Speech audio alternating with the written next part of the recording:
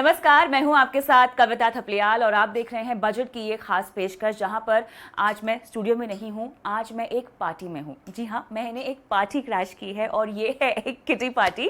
और शिल्पा के घर में आई हूं और जहां पर ये बहुत खूबसूरत महिलाएं और एक हर्षवर्धन रुंगटा हमारे साथ है।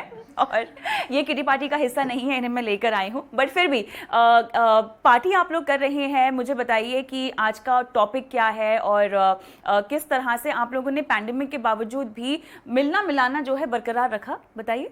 हाय कविता, आज हमने बहुत 2 सालों बाद हमने गेट टुगेदर रखा, ये पार्टी रखी है because we are all vaccinated, fully vaccinated. So थोड़ा सा समय ताकि एक साथ दूसरे में से रहे, बात कर हाँ। सके, थोड़ा सा इंटरेक्शन कर सके, so that becomes healthy. Absolutely. तो किटी पार्टीज में अमूमन मैं देखती हूँ कि बहुत सारी बातचीत होती है, फन होता है, गॉसिपिंग होती है, अलग अलग टॉपिक्स पे आप लोग डिस्कस करते हैं, बातचीत करते हैं, कैचिंग अप टाइम है क्योंकि। तो आज का टॉपिक क्या है, किस पर? आज हमारा टॉपिक है upcoming budget. Interesting, okay. So- which is why मैं भी यहाँ पर हूँ और हर्ष भी यहाँ पर है। बिकॉज पैंडमिक के कारण बहुत सारी चीज़ें महंगी हो गई हैं, काफ़ी चीज़ें अवेलेबल नहीं हैं। So we were just discussing कि क्या अपकमिंग बजट में होना चाहिए, गवर्नमेंट से हमारी क्या एक्सपेक्टेशन है। So we are like all from different fields, तो सब अपने अपने फील्ड्स और एरियाज़ की बातें डिस्कस कर रही। चलिए, तो देरी किस बात की, यहाँ पर पार्टी भी हो रही है, साथ में बजट की एक्सपेक्टेशंस को लेकर डिस्कशन भी हम शुरू करते हैं। सभी वर्किंग प्रोफेशनल्स हैं मेरे साथ और एक एक करके उनकी मांगे सुनते हैं। तो काजल, आपसे शुरू करते हैं, चलिए।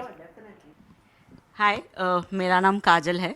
मैं एक चार्टर्ड अकाउंटेंट हूँ एंड रियल एस्टेट में ज़्यादातर मैं काम करती हूँ।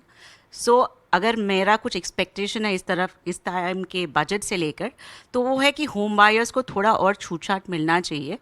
द थिंग इज़ कि अफोर्डेबल जो टैग लगाया गया है उसका डेफिनेशन बहुत क्लियर नहीं है, क्योंकि आज जो अफोर्डेबल टायर 2 सिटी या टायर 3 सिटी में होएगा उसको अफोर्डेबल टायर 1 में नहीं बोल सकते हैं।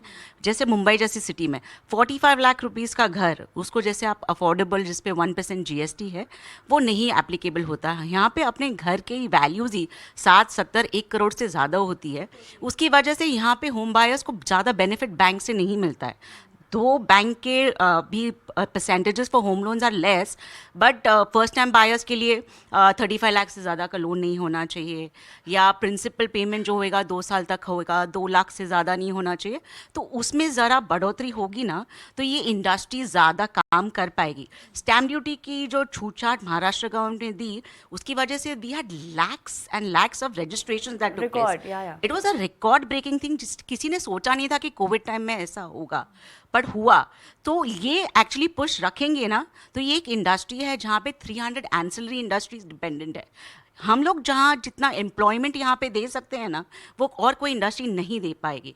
सो ये अगर एक छोटा सा पुश अगर गवर्नमेंट करती है तो बहुत उसका इम्पैक्ट लॉन्ग टाइम में देखने को डेफिनेटली मिलेगा। चलिए, होम बायर्स के अलावा और क्या मांगे आपके? पर्सनल लेवल पे जब मैं चार्टर्ड अकाउंटेंट देखती हूँ कि सेविंग्स के लिए 1.5 लाख का limit, I mean come on यार, 1.5 लाख कहाँ, कैसे, क्या? हमारा आज के तारीख में ज़रा अगर सेविंग्स का लिमिट बढ़ा देंगे तो जो अपना इनकम है, इनकम एक्चुअली हम लोग पुश करने के लिए ट्राई कर रहे हैं, लेकिन सेविंग्स और टैक्सेस में ही हम लोग ज़्यादातर मार खा रहे हैं। तो अगर हम लोग को ये जो 1.5 लाख का लिमिट ATC में है उसको बेनिफिट दे के 3-3.5 लाख तक अगर पुश करिए, तो हमारे प्रीमियम्स है LIC के, PPF में इन्वेस्टमेंट्स है, स्कूल की फ़ीस है, उसमें हम लोग को बहुत राहत मिलेगी, which is actually eating into our capital. So yes, definitely would look forward to that for sure. और कोई मुद्दा आपका? No, that's about it. I'll give it to the others to carry उससे on. पहले मुझे हर्ष से बात करनी है। होम बायर्स के लिए तो वाकई कुछ ना कुछ करना चाहिए, क्योंकि अभी जितनी भी रिपोर्ट्स आ रही हैं उसमें हमने देखा है कि घरों को लेकर मांग बढ़ रही है। देखिए, एक तो असर हुआ है पैंडेमिक का, जहां पर एक तो वर्क फ्रॉम होम का जो कल्चर शुरू हुआ है, तब लोगों को एक बेहतर घर की अपेक्षा जो है, उम्मीदें जो हैं वो बड़ी हैं। लोगों ने घर खरीदने शुरू किए हैं। एक तरह से अलग अलग शहरों की मैं बात करूं तो अलग अलग तरह की रजिस्ट्रेशन और रिकॉर्ड कहानियां बन रही हैं, लेकिन सरकार की तरफ से इसको अभी भी पुश मिलना बाकी है। तो इस पर कितना फोकस करना चाहिए? कविता, काजल ने सही कहा कि ये जो इंडस्ट्री है ये अपने आप में नहीं है, इनके जो एंसिलरी जो 300 अदर इंडस्ट्रीज़ को सपोर्ट करती हैं और कितना एम्प्लॉयमेंट जनरेट होता है, कैपिटल फोकस्ड होता है, सो कैपिटल गुड्स को भी बहुत ज़्यादा डिमांड बढ़ती है। So it is right and I agree कि एक पॉइंट से मैं अग्री कर रहा हूँ कि जो अफोर्डेबल हाउसिंग का एक स्टैंडर्ड डेफिनेशन आपने ऑल इंडिया में कर रखा है। तो अगर आप टियर 1, टियर 2, टियर 3 सिटीज़ की बात करें तो एक घर जो है, जो मुंबई या कोई भी दूसरी मेट्रोपॉलिटन सिटीज़ में है, उनका टिकट साइज़ काफ़ी ज़्यादा होता है। सो वो अफोर्डेबल हाउसिंग की डेफिनेशन में आती नहीं है। एक ऐसा कोई शहर हो सकता है देश में जहाँ पे जो अफोर्डेबल हाउसिंग की जो लिमिट है वही हाई एंड अपार्टमेंट हो सकता है। So I agree with this point कि उसे टियर वाइज या सिटी की जो प्रोमिनेंस है, फाइनेंशियल स्टेटस है या पॉपुलेशन है या लैंड प्राइसेस हैं, उससे लिंक कर देना चाहिए ताकि सबको ये अफोर्डेबल हाउसिंग के डेफिनेशन के में कवर कर सकें। सो मुंबई फॉर एग्जांपल, अगर हम मुंबई मेट्रोपॉलिटन सिटी देखें, सो अफोर्डेबल हाउसिंग मेरे हिसाब से would be approximately 75 lakh for instance, और यही 75 लाख कोई दूसरे शहर में could be a high and apartment. So one thing I think ये ज़रूरी है। दूसरा जो काजल ने टैक्स के एलिमेंट की बात की कि उसमें जो 2 लाख की लिमिट है अंडर सेक्शन 24, वो लिमिट को भी अभी बढ़ा देने की ज़रूरत है क्योंकि हाउस प्राइजेस से लिंक करना है आपको। सो आई थिंक येस, और as an individual of course एक टैक्स पेयर क्या चाहता है, वो चाहता है कि मेरे हाथ में पैसे बच जाए। जितने उसके हाथ में पैसे बचेंगे वो इकोनॉमिकली इनडायरेक्टली भी अच्छा ही है क्योंकि वो स्पेंड करेगा and economies grow when there is spending. और एक अदद घर का सपना तो हर किसी का होता है। दूसरा, उन्होंने कहा कि एटीसी की लिमिट वहाँ बढ़ाई जाए, तो 2015 से जस की तस ही है, बिल्कुल नहीं बढ़ी है। ना ही इसमें जो निवेश के विकल्प हैं वो बढ़ रहे हैं और ना ही इसकी लिमिट बढ़ रही है। तो अब तो हाई टाइम है कि इसको बढ़ाया जाए। सो इनफैक्ट मैं ये समझ नहीं पा रहा हूँ कि ये बढ़ा क्यों नहीं। एग्जैक्टली कोई नहीं समझ पा रहा। हाँ, आई डोंट नो कि आप बाकी सारी लिमिट्स पे ध्यान दे रहे हैं, हम फोकस रखते हैं कि हमें सेव करना है। आई मीन ये सरकार का उद्देश्य रह चुका है। वो ये भी कह रहे हैं हमेशा कि सोशल सिक्योरिटी जो गवर्नमेंट की तरफ से प्रोवाइड करनी चाहिए वो सारी हमारी देश में इतनी सोफिस्टिकेट या इतनी डेवलप्ड नहीं है। बिल्कुल भी नहीं है। सो एक इंडिविजुअल को अगर खुद से ही अगर प्लान करना है, उनके रिटायरमेंट की बात कर लें, उनके बच्चों की एजुकेशन की बात कर लें, जो एटीसी के पहलू हैं। सो आप ट्यूशन स्कूल की फीस जो भरते हैं वो एटीसी में आता है, आपके रिटायरमेंट के जो प्रोडक्ट्स हैं वो सारे एटीसी में आते हैं। आपको अपने रिटायरमेंट का एनपीएस पर एडिशनल 50,000 दिया है, लेकिन फिर भी कहीं ना कहीं एनपीएस को भी लेकर बहुत ज़्यादा लोकप्रियता में बहुत कंसर्न्स हैं। अभी भी वो ऐसी स्कीम नहीं है जहाँ पे लोग निवेश करना चाहें अपने रिटायरमेंट। एब्सोल्युटली। सो एनपीएस जो है वो 80 CCD 1B में जो अलग से सेक्शन दिया प्रोविजन दिया है, दैट इज एसेंशियली कि एनपीएस को बढ़ावा देने के लिए। बिल्कुल। अगर आपको सेविंग्स में बढ़ावा देना है किसी को, तो उनको ऑप्शन दे दीजिए कि आपको कहीं भी प्रोडक्ट में, कोई भी प्रोडक्ट में इन्वेस्ट करना है। कोई चाहता है कि पीपीएफ से मैं इन्वेस्टमेंट करूं और मेरे बच्चों की पढ़ाई की फीस भी भरनी है, तो दोनों क्लब करेंगे। 150 में आता ही नहीं है। सो आप अगर प्रोडक्ट को प्रमोट कर रहे हैं तब आप एक सेपरेट सेक्शन बनाते हैं। आप अगर जनरल सेविंग्स में प्रमोट करना चाहते हैं तो आप एटीसी की लिमिट बढ़ा सकते हैं। सो येस, ऑफ कोर्स बहुत ज़्यादा आई थिंक टाइम आ चुका है कि आप एटीसी की लिमिट बढ़ाएं, और आई होप कि ये इनफैक्ट अभी जो हमने बात की थी पहले कि 2 टैक्सेशन सिस्टम चल रहा है। हाँ। तो नए टैक्स रिजीम में तो सेविंग्स का कोई प्रोविजन ही नहीं है। सो आई होप जितनी हम यहाँ बातें कर रहे हैं ऐसा ना हो कि वो पुराना टैक्स सिस्टम को अबॉलिश ही कर दें, बोले कि सब नया सिस्टम है तो एटीसी रहे ही नहीं, ऐसा नहीं हो। सो आई एम होपफुल। तब मेरे ख्याल से निवेश करने पर कुछ और छूट मिलनी चाहिए, उसकी रियायतें अलग से मिलनी चाहिए हमें, उसके लिए टैक्स बेनिफिट के लिए अलग कुछ आना चाहिए अगर ऐसा होगा तो। क्योंकि कहीं ना कहीं हमारी बचत और निवेश करने की जो आदत है वो तो छूटनी ही नहीं चाहिए। और हम तो फिर भी यहाँ प्रोफेशनल्स बैठे हुए हैं जो नए इस वर्क कल्चर में आ रहे हैं, उन बच्चों को इसकी आदत डालना बहुत जरूरी है। एंड जब तक ये कंपलसरी होता है ना, जब आपके टैक्स आपके अकाउंट्स डिपार्टमेंट आपसे कहता है कि भाई ये प्रूफ सबमिट करो, ये तो मैं टैक्स काट रहा हूँ, तो तब जाके सब इन्वेस्ट कर रहे हैं। सो वी आर रियलाइजिंग कि अपने आप से बहुत सारे लोग ऐसे नहीं हैं जो इन्वेस्ट करते हैं। जब तक उन्हें कुछ टैक्स डिडक्शन का कुछ अगर कोई स्टिक उनके सर पे उनका अकाउंट डिपार्टमेंट नहीं मारता, तब तक वो इन्वेस्ट भी नहीं करते। सो आई होप, जैसे मैंने कहा कि पुराना टैक्स सिस्टम हट नहीं जाए, वो एक ज़्यादा बड़ी चीज़ है आज की तारीख में। रादर देन जो हम बात करेंगे लिमिट बढ़ा दो, पता चला हम लिमिट बढ़ाने की बातें कर रहे हैं, उन्होंने पोल्ड टैक्स सिस्टम में हटा दिया। ऐसा ना हो। मैं कहना चाहूँगी कि विमेन वो नेचुरल सेवर्स होती हैं। सो मेरा ये सजेशन रहेगा कि विमेन को नेचुरल सेवर्स के ट्रांसफॉर्म करके नेचुरल इन्वेस्टर्स में कन्वर्ट किया जाए, to get them more them into the financial system, जैसे पिछले 2 सालों का रिकॉर्ड है, 16 से 24% तक विमेन ने इक्विटी मार्केट में इन्वेस्ट किया है. सो अगर गवर्नमेंट को इनको इंकरेज करना है to come and invest, they should give additional tax Totally. Benefits to them. At the same time उनको सोशल सिक्योरिटी भी हो जाती है, विमेन बात है. एम्पावरमेंट भी मिल जाता है. एंड सेकेंड मेरा पॉइंट ये रहेगा कि जो बेसिक टैक्स एग्जेम्पशन लिमिट है, उसे जैसे लास्ट 7 सालों से उसे रिव्यू नहीं किया गया है.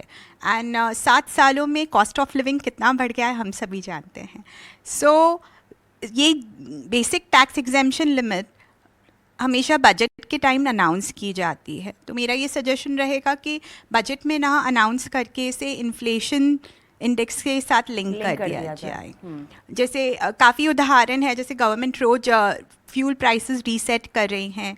सरकारी कर्मचारियों का डियोनस अलावेंस वो भी सीपीआई से लिंक्ड हैं. बिल्कुल, तो यहाँ पर भी इसको लिंक किया जा सकता है. this बहुत would be इंटरेस्टिंग पॉइंट, खासतौर से महिलाओं को निवेश के लिए प्रोत्साहित करना अब तो मेरे ख्याल से ज़रूरी भी हो गया है कि हम महिलाओं की आर्थिक सुरक्षा के बारे में सोचें और सशक्तिकरण के बारे में सोचें. इस तरह का प्रावधान पहले कभी भी नहीं था और अभी भी आने की कितनी गुंजाइश है. So in fact I am hopeful, क्योंकि हमारी वित्त मंत्री जो है वो खुद एक महिला हैं. सो ये प्रॉब्लम्स को ज़्यादा अच्छी तरह समझ सकेंगी. एंड इनफैक्ट ये एक प्रोविजन डेफिनेटली कर सकते हैं अगर चाहें तो, कि आपकी जो बेसिक एग्जेम्पशन लिमिट है वो स्टैंडर्ड जो बिलो 60 ईयर्स ऑफ एज है उनकी 2.5 लाख रुपए हैं. तो उसमें अगर आप सीनियर सिटीजन हैं तो 3 लाख रुपए हैं अगर 60 ईयर्स एंड अबव हैं. सो अगर आप चाहते हैं कि विमेन को एक फाइनेंशियल सिक्योरिटी मिले और उनको आपको अलग से कोई फ़ायदे देने हैं, तो आप विमेन टैक्स फाइलर्स को आप टैक्स लिमिट जो बेसिक एग्जेम्पशन लिमिट से आप 50,000 बढ़ा दें, कि बोलिए कि ऑल सिटीजन्स आपकी बेसिक एग्जेम्पशन लिमिट मान लीजिए 2.5 लाख रुपए ही है. तो अगर आप विमेन टैक्स फाइलर हैं तो उनकी बेसिक एग्जेम्पशन लिमिट 3 लाख रुपए है. ये करना मुश्किल नहीं है क्योंकि it is not something difficult. अब ये इशू होता है कि जो दूसरा इन्होंने कहा कि आपकी जो 2.5 लाख की बेसिक एग्जेम्पशन लिमिट है, आप ये क्या कह रहे हैं अपने देशवासियों से? आप ये कह रहे हैं कि 2.5 लाख रुपए तक आप अगर कमाते हैं तो मुझे टैक्स देने की ज़रूरत नहीं है. 2.5 लाख से रुपया आप ज़्यादा कमा रहे हैं तो सरकार को आपको टैक्स भरना है. तो आई थिंक टाइम इसका भी आ गया है कि आप ये जो बेसिक एग्जेम्पशन लिमिट है उसे आप बढ़ाएं, क्योंकि 2.5 लाख सफिशिएंट डेफिनेटली नहीं है. अगर आप कह रहे हैं कि जो आदमी 20,000 रुपया महीना तक कमा रहा है वही एक ऐसा इंसान है जिससे सरकार को टैक्स नहीं लेना चाहिए, तो वो लिमिट खर्चे देखते हुए इतनी ज़्यादा बढ़ चुकी है कि आपको एक एग्जेम्पशन लिमिट बढ़ाना होगा. And I also like the proposal that she spoke about, कि ये कह रही हैं कि हम क्यों ये डिस्क्रिशनरी रखें कि हर बजट में सरकार के भरोसे हैं हम कि भाई किसी को अच्छा लगा तो एक दिन आके कहेंगे और अगर इलेक्शन ईयर है तो डेफिनेटली बढ़ाएंगे. ऐसा नहीं होना चाहिए. जब आप डियरनेस अलाउंस को लिंक करके रखे हैं इन्फ्लेशन से, सो क्यों ना हम एक स्टैंडर्ड बना लें कि बेसिक एग्जेम्पशन लिमिट आपकी मान लीजिए 2.5 लाख रुपए हैं, तो उसे अगले साल ऑटोमेटिकली इन्फ्लेशन CI का जो इंडेक्स है आप उससे आपकी लिमिट बढ़ जाएगी. सो डिस्क्रिशनरीनेस निकल जाता है कि भाई हम हर फरवरी में वेट करते हैं कि भाई आज हमारे लिए क्या होगा, तो हमें क्यों ना इसका एक रोड मैप मिल जाए पहले से ही. So I think it's a very very positive interesting import है. चलिए, हमारे बीच एक डॉक्टर साहिबा भी हैं. जी डॉक्टर. या मैं एक्चुअली सिर्फ हेल्थ के बारे में बोलना चाहती हूँ. I am not a economist, but मैं कोरोना को बहुत ही पास से देखी हूँ. तो एक चीज़ है, बहुत ही ज़रूरत है जो मैं ये प्रपोज़ करना चाहूँगी कि हेल्थ इंश्योरेंस के बारे में हम लोगों ने middle sector, lower economic strata जो they could not afford private hospitals during corona, and we lost so many lives because of that. So this is an alarm bell. मतलब ये हम लोगों को एक ये सीखना चाहिए कि health insurance should be affordable for everyone. सबको मतलब it should be affordable. And premium बहुत ज़्यादा होने के कारण तो मतलब लोग बहुत कॉम्प्रोमाइज़ करते हैं और उनको ये टाइम पे, I know that government of India ने आयुष्मान जैसी स्कीम है ऑलरेडी एग्जिस्टिंग है, लेकिन ये जो स्कीम है ज़रूरत जब पड़ती है तो वो मतलब लोगों को नहीं मिलता है, and this is the truth. तो इसके अलावा हम लोग जैसे health insurance should be affordable to everyone, and also the premium and GST, इसको मतलब इफ़ वी कैन एग्जाम्प्ट और if we can start thinking of something innovative. चलिए, तो यहाँ पर महंगाई तो हमेशा से एक मुद्दा रहा है हर आम आदमी के लिए, लेकिन उससे भी ज़्यादा जो विमेन एंटरप्रेन्योर्स को मोटिवेट करने की, उनको इनकरेज करने की बात है, वो बहुत ज़रूरी है, क्योंकि हमने पैंडेमिक में वाकई इस वर्कफोर्स में इजाफा होते हुए देखा है। इसके लिए कड़े कदम बजट में आए ना आए, लेकिन बजट के बाद ही सही आने ज़रूर हैं। लेकिन जिस तरह से इन्होंने मांग की है कि GST की रियायत उनको दी जाए, वो कैसे अमल में लाया जाए? सो आई थिंक कविता जो ये रिफ़र कर रही हैं GST का, वो ये है कि अगर आप अपना बिजनेस टर्नओवर देखें, सो 20 लाख या 40 लाख जो लिमिट है वहाँ तक तो एग्जेम्प्ट है, लेकिन क्योंकि ये ऑनलाइन बेच रही हैं तो उनका वहाँ पे ऑनलाइन प्लेटफॉर्म जो पेमेंट करता है वो GST काट के इनको पेमेंट कर रहे हैं, डिस्पाइट द फैक्ट कि इनकी ज़रूरत नहीं पड़ रही है from a turnover point of view, right? Am I right? That is what we talking about. So yes, I think ये एक केस बनता है टू रिकग्नाइज दैट फैक्ट कि ये होम एंटरप्रेन्योर्स हैं, and we want to encourage women entrepreneurs particularly। तो अगर घर से कुछ काम करें जिनका टर्नओवर GST की लिमिट्स में नहीं आता है और ये जो बेचने का माध्यम है वो ऑनलाइन अगर बेच रहे हैं, तो वहाँ पे कोई एग्जेम्पशन हो, जहाँ पे अगर कोई डिक्लेरेशन देते हैं, जैसे इन्होंने कहा कि हम एक रजिस्ट्रेशन प्रोसेस कर सकते हैं जिसमें ये डिक्लेयर हो जाता है कि भाई आपका लिमिट नहीं है, आप वो GST की लिमिट में नहीं आते हैं। तो अगर ये जैसे MSME रजिस्ट्रेशन हैं, 15G and 15H। सो अगर वो ऐसा कोई डिक्लेरेशन देते हैं तो उनका जो 12% कट के आता है वो ना कटे, और एट द सेम टाइम वो ऑनलाइन प्लेटफॉर्म को दिक्कत नहीं आई। ऐसा नहीं हो कि उन्होंने कोई रेगुलेटरी कंप्लायंस को पूरा नहीं किया हो। सो आई थिंक क्योंकि यूजुअली हम देखेंगे होम जो एंटरप्रेन्योर्स होते हैं उनकी प्रॉफिट मार्जिन्स काफ़ी कम होती है। I mean it's nothing to do with organised businesses कि भाई वो मार्केट डोमिनेंस है, वो अपनी प्राइसिंग पावर है उनके पास कि भाई वो अपना भाव बढ़ा सकते हैं, वैसा नहीं होता।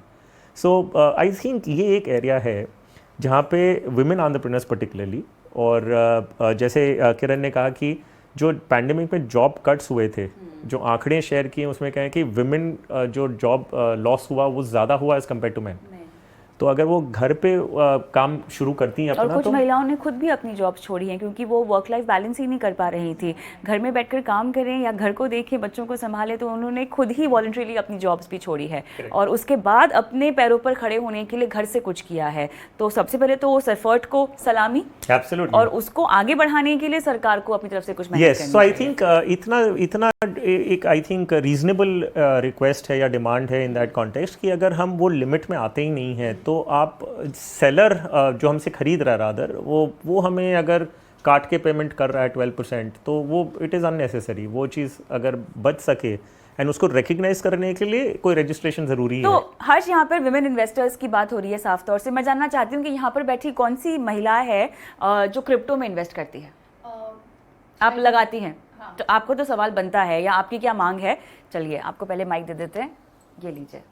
ओके कविता, क्रिप्टो में मैंने अभी बस थोड़ा टाइम पहले ही इन्वेस्ट किया है, तो मुझे बस ये कहना है, मुझे उतना ज़्यादा उसके बारे में पता नहीं है, लेकिन ये पता है कि वो रेगुलेटेड नहीं है, कोई भी उसके लिए लॉ नहीं है।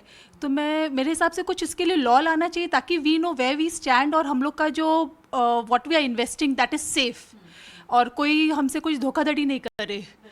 तो उसके लिए गवर्नमेंट क्या कर सकता है, मेरा ये सवाल था। मैं क्रिप्टो के सवाल को लेके आगे जाऊं हर्ष के पास। यहाँ बताइए कि म्यूचुअल फंड में कितनी महिलाएं निवेश करती हैं? म्यूचुअल फंड, चलिए, तो यहाँ पे 4:1 का रेशियो है ना? So it is a very good thing, and in fact I think investing in crypto is also a good thing, बशर्ते कुछ क्लैरिटी आ जाए। सो ऑब्वियसली देखिए, कोई भी चीज़ में आप जब निवेश करते हैं ना, ये बहुत ज़रूरी होता है कि उस प्रोडक्ट को रेगुलेट कौन कर रहा है। हमेशा, क्योंकि अल्टीमेटली अगर कुछ भी आपके साथ गलत होता है, आप जाके अपनी शिकायत कहाँ दर्ज करेंगे? सो कैपिटल मार्केट्स है तो सेबी है, इंश्योरेंस है तो IRDA है, बैंकिंग है तो RBI है। सो आपके पास एक रेगुलेटरी बॉडी होनी चाहिए। जो भी प्रोडक्ट में आप इन्वेस्ट कर रहे हैं उसके एक नियम कानून बहुत क्लियरली बताने चाहिए। सो मैं इनफैक्ट पहले भी हमने काफ़ी जगहों पे, काफ़ी फोरम्स में बात की है जिसमें हमने कहा है कि जब तक क्रिप्टो के बारे में क्लियर आपकी गवर्नमेंट एक रेगुलेशंस नहीं लाती, तब तक उसमें आपको इन्वेस्ट या ट्रेड नहीं करना चाहिए। लोग उसमें कहते हैं कि मैं इन्वेस्ट कर रहा हूं, but I would still call at this junction, जब आप क्रिप्टोस खरीदते वी हैं, डोंट नो कि what is investing in crypto first of all. Correct. उसमें इन्वेस्टमेंट क्या की जा सकती है, कि ट्रेडिंग की जा सकती है, या किस तरह से उसे ट्रीट करना चाहिए, उसको लेकर ही क्लैरिटी नहीं है। इनफैक्ट टैक्सेशन में भी काफ़ी क्लैरिटी, जो मुनाफा कमा रहे हैं, बिल्कुल। हाँ, सो मैं तो ये मानता हूँ कि मुझे यही नहीं आज तक समझ में आया कविता कि क्रिप्टो है क्या। मतलब इसे आप करेंसी, कॉइन, ये सब जो नाम दे रहे हैं, उसको कॉइन का नाम देके आप उसे एक मीडियम ऑफ एक्सचेंज बना रहे हैं कि भाई एक पैसा बन गया। सो आई डोंट थिंक, इनफैक्ट मेरे हिसाब से तो जो करेंसी इशू का जो राइट्स होता है, जो हक बनता है, वो सिर्फ सरकार का होता है। आज आप और मैं बना खड़े होकर कल से कोई करेंसी बना लें तो it will be chaos in the economy. Currency coin क्या होता है? It's a medium of exchange, कि आप एक नोट किसी को देते हैं और वो उसके सामने आपको गुड्स एंड सर्विसेज दे रहा है, तो एक लीगल टेंडर है वो। सही बात है। तो आज कविता, कल आप उठ के आप अपना खुद का एक करेंसी चालू कर देंगी, कल मैं अपनी करेंसी चालू कर दूंगा, सो ये देश में तो केओस हो जाएगा। दूसरा उसके फ्रॉड को लेकर क्रिप्टो, ये आपका जो बिटकॉइन अगर मान लीजिए वो किसने बनाया, वो गायब हो गया, उसका कॉइन भी गायब हो गया, इंसान भी गायब हो गया, उसको लेके आपका कोई भरोसा नहीं है, तो there is no security in terms of the investment. वो तभी आएगा जब आपके पास एक रेगुलेटरी बॉडी हो जो इसको रेगुलेट करे। सो इनफैक्ट इसे एक इन्वेस्टमेंट प्रोडक्ट तो बताना ही नहीं चाहिए। It is purely gamble according to me. अगर आप पूछेंगे, क्योंकि उसको मालूम ही नहीं कि उसके रेट्स बढ़ते घटते किस तरह से हैं, उसके फंडामेंटल्स क्या हैं। फंडामेंटल्स क्या है? तो अगर कोई कहता है कि मैं क्रिप्टो में इन्वेस्ट कर रहा हूँ, आई वुड से आप इन्वेस्ट नहीं कर रहे हैं, आप अपनी एक ट्रेडिंग और एक गैम्बलिंग की जो आपकी इच्छा है ना, उसको फुलफिल कर रहे हैं। अच्छा, किस शख्स को यहाँ पर क्रिप्टो में पैसे डालने चाहिए? चलिए, मैं मानती हूँ कि बुनियादी पोर्टफोलियो का हिस्सा वो नहीं हो सकता है, ठीक है, वो आपको एक जो हमारी बेंचमार्क एसेट क्लासेस हैं उसी में ही आपको निवेश करना चाहिए। लेकिन मान लीजिए कोई अगर एक्सपेरिमेंट ही करना चाहता है या एडवेंचर करना चाहता है, तो किस तरह का शख्स होना चाहिए? उसका पोर्टफोलियो पहले से कैसे बना होना चाहिए कि जिससे वो ये रिस्की निवेश, अगर मैं कहूँ तो, उसमें हाथ लगाए? सो आई थिंक जब आपकी ज़िंदगी की सारी ज़रूरतें पूरी हो चुकी हों जो कि उसके बाद फॉर्मूला क्या है? जिसका फॉर्मूला क्या है? जब ज़िंदगी की आपकी सारी इच्छाएं पूरी हो चुकी है और सारी ज़रूरतें पूरी हो चुकी हैं, फिर कुछ अगर आपके पास पैसे बचते हैं, ख्वाहिशें ऐसी कि हर ख्वाहिश में दम निकले। तो उसी लिहाज में मैं, आपने जब पूछा कि ऐसे कौन से ऐसे शख्स हैं जो कर सकते हैं, मेरे हिसाब से किसी को, जब तक, जैसे मैंने कहा कि कोई आपके देश की सरकार उसे रिकग्नाइज नहीं करती है, तब तक आपको कोई भी ऐसी चीज़ में पैसे नहीं लगाने चाहिए। इनफैक्ट कविता, एक पॉइंट और मैं ऐड करना चाहूँगा, क्रिप्टो करेंसी एक एंटी सोशल एक्टिविटीज़ की बहुत बड़ी करेंसी बन चुकी है। So as a responsible citizen, ये आपका फ़र्ज़ बनता है कि आप ऐसी कोई भी चीज़ को बढ़ावा ना दें जिससे anti social, anti country, terrorist activities को फंडिंग होती है। सो अगर जितनी मैंने कहानियाँ सुनी है, ये डार्क नेट पे जो ट्रांजैक्शंस होते हैं, एक्टिविटी को बढ़ावा दे रहे हैं। So I am coming from a little broader perspective. इसीलिए इसको रेगुलेट करना भी बहुत ज़रूरी है। एंड वो रेगुलेशन अभी तक आए क्यों नहीं पता, क्योंकि रेगुलेट कर नहीं पा रहे हैं। So and that is why ये क्रॉस बॉर्डर टेररिज्म वगैरह के लिए यूज़ किया जा रहा है। मेरे ख्याल से अब इस चर्चा को हमें समाप्त करना चाहिए, क्योंकि खाना भी ठंडा हो रहा है और सबको पार्टी भी वापस शुरू करनी है। लेकिन कुल मिला के सार यही है कि आमदनी अठन्नी, खर्चा रुपया, इसमें बैलेंस नहीं है, और यही सबसे बड़ी मांग है जो वित्त मंत्री साहिबा से तमाम महिलाएं यहाँ पे जो हैं वो कर रही हैं। मुझे भी इस चर्चा में फिलहाल इजाजत दें। नमस्कार।